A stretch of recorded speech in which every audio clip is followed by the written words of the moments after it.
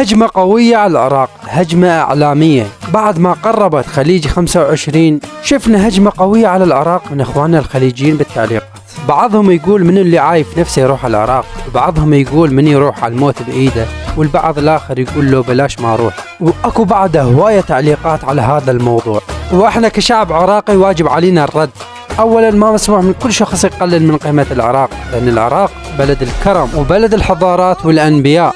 فخل أشوفكم العراق والبصرة تحديدا من زاوية أخرى. ألف ليلة وليلة حب وغرام، هي حلوة هي جنها مزهرية.